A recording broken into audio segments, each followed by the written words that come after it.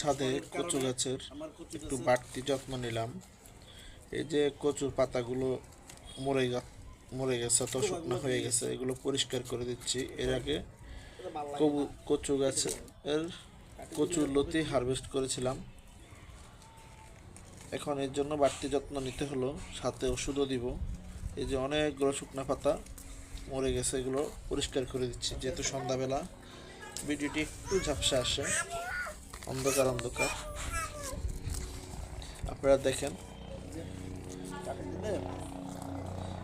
এগুলো হচ্ছে লতিরাজ কচু, যেগুলো অনেক কচু ধরে, যেগুলো চিকন লতি হয়।